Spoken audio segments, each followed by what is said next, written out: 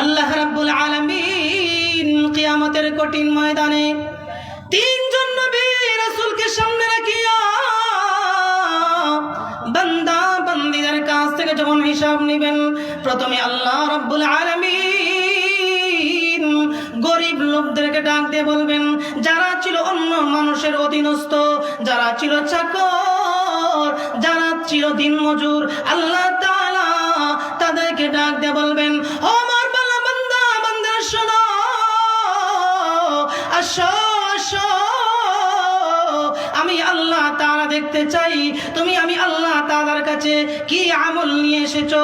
এমনি মুহূর্তে ওই গরিব আল্লাহর বান্দা বান্দিরা আল্লাহ তাআলাকে ডাক দিয়ে বলবে, ওগো মালিক, আমি দুনিয়ার জিন্দেগিতে গরিব ছিলাম, আমি অন্য মানুষের অধীনস্থ ছিলাম, আমি অন্য মানুষের চাকর ছিলাম, আমি দিনমজুর ছিলাম। ওগো প্রভু, দরিদ্রতার কারণে, দরিদ্রতার কারণে, অন্য মানুষের অধীনস্থ থাকার কারণে আমি ঠিক মতো আমল করতে পারি নাই, আমলে সালেহ করতে পারি নাই। আল্লাহ রাব্বুল আলামিন ওই দিন মজুর গরিব মানুষদেরকে ডাক দিয়ে বলবেন, ও আমার গরিব বান্দা বান্দিরা শোনো, তোমরা মিথ্যা বলতেছো, তাকিয়ে দেখো আমার পয়গম্বর ইউসুফ আলাইহিস সালামের দিকে তাকিয়ে দেখো। আমার পয়গম্বর ইউসুফ আলাইহিস সালাম ছিল একজন গোলাম, অন্য মানুষের অধীনস্থ ছিল।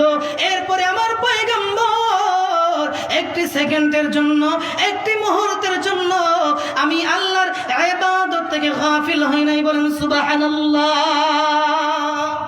আল্লাহ তাআলা বলবেন, তুমি বাহানা দেখাও, তুমি অন্য মানুষের চাকর ছিলে, অন্য মানুষের অধীনস্থ ছিলে, যার কারণে আমল করতে পারো নাই। আমার পয়গম্বর তো ছিল অন্য মানুষের চাকর ছিল, অন্য মানুষের গোলাম ছিল। আমার পয়গম্বর তো একটি সেকেন্ড, একটি মুহূর্ত আমার ইবাদত থেকে গাফিল থাকে নাই। সুতরাং তুমি মিথ্যাবাদী, যাও, তোমার স্থান হচ্ছে জাহান্নাম। বলে নাউযুবিল্লাহ। আল্লাহর কাছ থেকে বাহানা করে বাঁচা যাবে? বাহানা করে বাঁচা যাবে না। আল্লাহ রাব্বুল আলামিন 2 নম্বরে অসুস্থ ব্যক্তিদেরকে ডাকতে বলবেন, ও আমার অসুস্থ বান্দা বান্দিরা শোনো, আসো আসো, আমি আল্লাহ তাআলার কাছে হিসাব দিয়ে যাও, কি আমল নিয়ে তুমি কি আমার কাছ পর্যন্ত এসেছো। এমনি মুহূর্তে অসুস্থ বান্দা বান্দিরা আল্লাহ তাআলাকে ডাকতে বলবেন, ওগো প্রভু, আপনি তো আমাদেরকে অসুস্থ করে দিয়েছিলেন, অসুস্থতার কারণে বিছানা থেকে উঠতে পারি নাই, যার কারণে ঠিক মতো নামাজ আদায় করতে পারি নাই, রোজা রাখতে পারি নাই, কোরআন তিলাওয়াত করতে পারি নাই, অন্যান্য নেক আমল করতে পারি নাই। ওগো প্রভু, মেহেরবানি করে মাফ করে দাও। আল্লাহ রাব্বুল আলামিন ওই অসুস্থ বান্দা বান্দীদেরকে ডাক দিয়ে বলবেন, ও অসুস্থ বান্দা বান্দিরা শোনো, তাকিয়ে দেখো আমার পয়গম্বর আইয়ুব আলাইহিস সালামের দিকে তাকিয়ে দেখো। আমার পয়গম্বর আইয়ুব, আমি আল্লাহ তাআলা তাকে এমন অসুস্থ বানিয়ে দিয়েছিলাম, তার সারা শরীর টেপকের পচে গিয়েছিল, দুর্গন্ধ ছড়াইতো তার শরীর থেকে, দুর্গন্ধ ছড়াইতো। গ্রামের মানুষেরা তাকে গ্রাম থেকে বিতাড়িত করে দিয়েছে। জঙ্গলের মধ্যে আমার পয়গম্বর অবস্থান করেছে, শুধুমাত্র জিহ্বাটি সুস্থ ছিল, সমস্ত শরীর অসুস্থ ছিল। কিন্তু এরপরেই আমার পয়গম্বর আইয়ুব আলাইহিস সালাম একটি সেকেন্ডের জন্য, একটি মুহূর্তের জন্য তার জিহ্বা আমি আল্লাহর জিকির থেকে বন্ধ হয় নাই। বলেন সুবহানাল্লাহ। আল্লাহ তাআলা বলবেন, তুমি বাহানা দেখাইতেছো, তুমি অসুস্থ ছিলা, অসুস্থ থাকার কারণে নেক আমল করতে পারো নাই। তাকিয়ে দেখো, তুমি কি জানো না আমার পয়গম্বর আইয়ুব কেমন অসুস্থ ছিল, সমস্ত শরীর পচে গিয়েছিল, শরীর থেকে দুর্গন্ধ বের হতো। লোকেরা, সেই গ্রামের সমাজের মানুষেরা তাকে গ্রাম থেকে বিতাড়িত করে দিয়েছে। আমার পয়গম্বর আইয়ুব আলাইহিস সালামের মাত্র জিহ্বাটি বাকি রয়ে গিয়েছিল, জিহ্বাটি সুস্থ ছিল। আমার পয়গম্বর তার সুস্থ জিহ্বা দ্বারা সর্বক্ষণ 24 ঘন্টা অল টাইম আমি আল্লাহর জিকির করেছে। বলেন সুবহানাল্লাহ। যাও, তুমিও মিথ্যাবাদী, মিথ্যা বলতেছো, বাহানা করতেছো, যাও, তোমার স্থানও জাহান্নাম। বলেন নাউযুবিল্লাহ। আল্লাহ রাব্বুল আলামিন 3 নম্বরে ডাক দিয়ে বলবেন, যারা দুনিয়াতে অনেক অনেক রাজা বাদশা ছিল, দুনিয়াতে এমপি মন্ত্রী ছিল, দুনিয়াতে মেম্বার চেয়ারম্যান ছিল।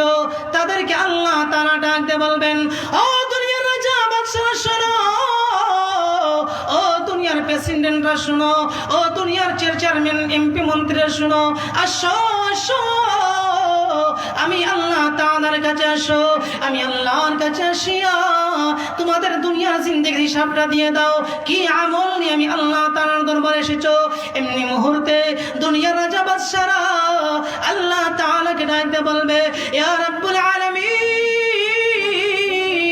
আমি বাংলাদেশের প্রেসিডেন্ট ছিলাম, আমি ভারতের প্রেসিডেন্ট ছিলাম, আমি আমেরিকার প্রেসিডেন্ট ছিলাম, প্রভু গো, আমি ভারতের প্রেসিডেন্ট থাকার কারণে আমি এক নেক আমল করতে পারি নাই।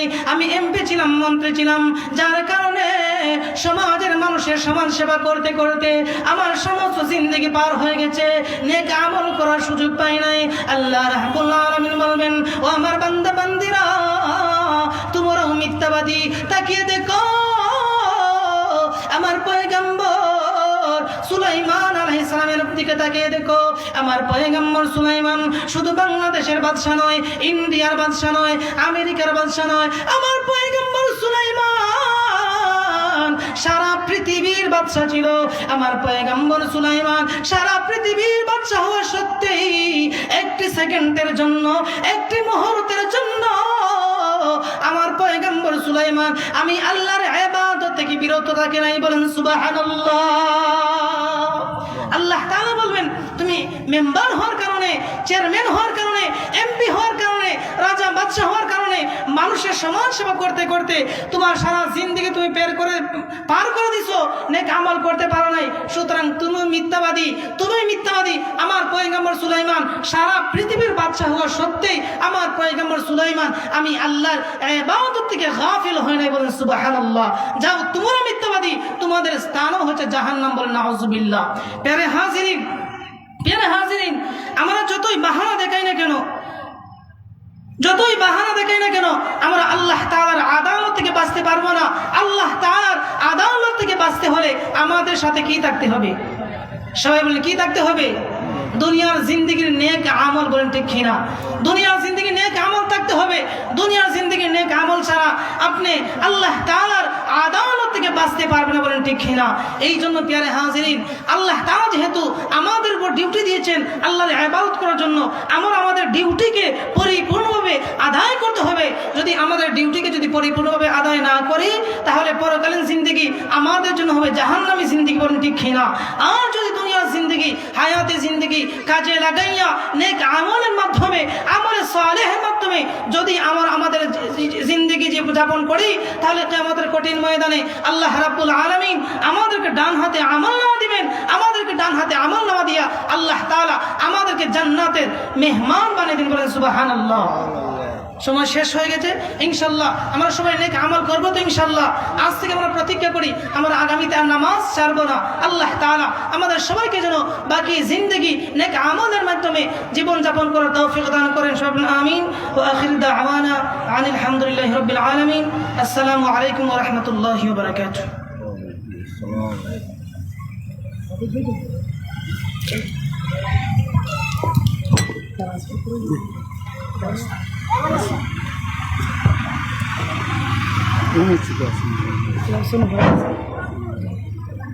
আলহামদুলিল্লাহ, আমরা অত্যন্ত গুরুত্বপূর্ণ তাফসীর শুনছিলাম বিশিষ্ট ইসলামী চিন্তাবিদ হযরত মাওলানা জাকারিয়া আল মাহমুদ সাহেবের কাছ থেকে। সম্মানিত উপস্থিতি, এখন সালাতুল মাগরিবের বিরতি। সালাতুল মাগরিবের পরে আমাদের আজকের মাহফিলের তৃতীয় অধিবেশন শুরু হবে।